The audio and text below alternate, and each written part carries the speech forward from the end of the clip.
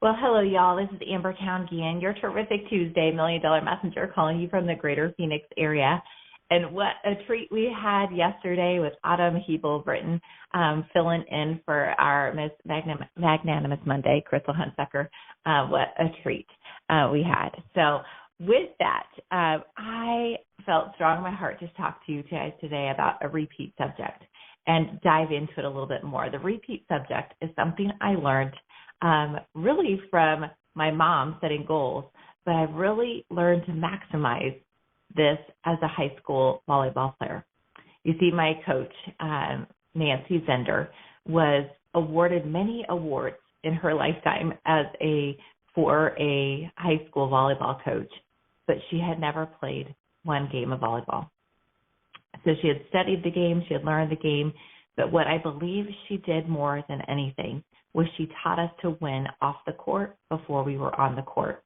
And she took her own money and she created what we called the black room, the silent room, the black room. People had different nicknames for it, but it was an old storage unit in the women's locker room.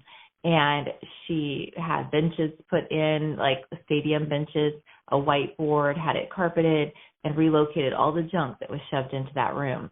Well, there was no windows. There was no distraction. And so before every game, we would spend an hour in there before we would go on the court to warm up. We'd spend 1 hour in there before we would warm up. And what we would do, each time a different player was assigned to bring in music and a fun treat or something inspirational, because we were big about quote of the day, which we called Q of the D, and we would share it with everybody. But we spent 30 minutes with music playing, lights off, visualizing our game as being successful. We visualized taking another step toward the ball that had been shanked. We'd visualize serving an ace serve. We'd visualize hitting a kill right around a block. We'd visualize blocking the other players. We visualized success. We visualized winning. And she, time and time again, would take one of probably the least slot to win teams to state every single year. And I truly believe it's because she taught us to win off the court before we were on the court. So with that, I wanted to go into this on visualization because it is so powerful, and it's something I do every day, but I think some of us hear it, but have we done it yet? I personally take a little itty-bitty, it's a 50-page bright neon spiral-ringed index card thing so they don't get lost, and I keep it where I do my studying. And I have just written in there things that were on my heart when I wrote them down 4 years ago, and I've added to them. I've taken things away because things have been accomplished, and I visualize. I take about 3 minutes a day, and I go through that, and each one I spend just a minute, just a few seconds, close my eyes, visualize it done. And that's really a huge key to success. But what is visualization? And of course I'm going to share these little excerpts out of this article because I thought it was so good. But there's more to the article, so you can read more of it on your own. But visualization offers several benefits. Here you go. Visualizing outcomes that you can increase your confidence. Seeing yourself succeed helps you believe that you can and will, and it will happen. Visualization helps you practice success. Oh, if I could just tell you one thing, practicing success is probably one of the best parts of visualization. When you imagine every step of an event or activity going well, you get your mind and body ready to take those steps in real life. Anyone can benefit from visualization. You don't have to be a life coach or a personal development expert to use visualization to achieve your goals. That means it's for everyone. So how many times do you have to hear it before you start creating your visualization cards yourself? So here's some key steps, how to use visualization to achieve your goals, because great things will happen, I promise you. First, decide what you want.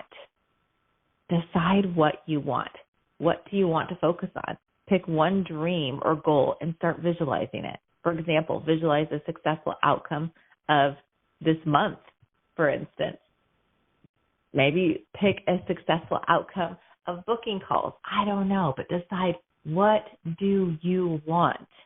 And guess what? It's okay to want.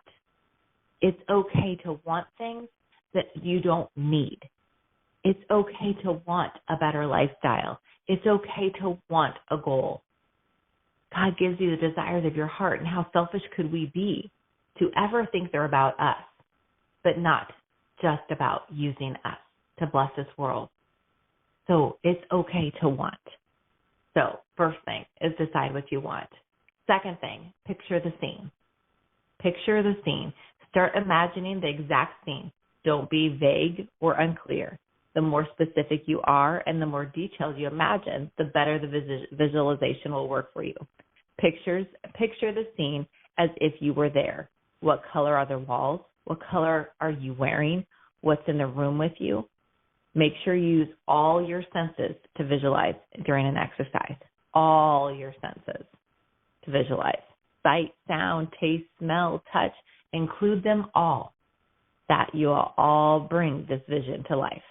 In our example, imagine yourself standing in front of a group. Picture each team member's face and what each person is wearing. Hear the sound of papers being moved around, the smell of fresh coffee, a sight of sunshine coming through an office window.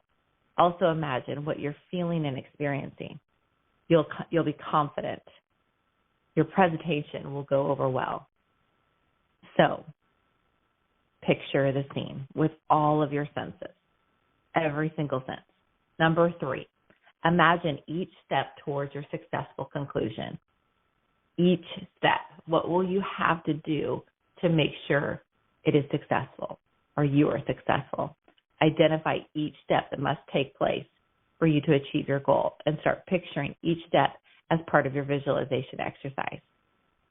Visualize every single point. Go through the entire thing. Now, this is taking one and really breaking it down. Now, it's probably a little deeper than I do every day, and maybe I need to do a little bit more, but break it down.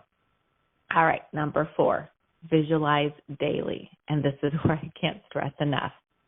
If your goal is something that is important to you, visualize daily is probably the most important thing. It's important to be consistent because regular visualization can convince your brain that what you imagine is actually the truth.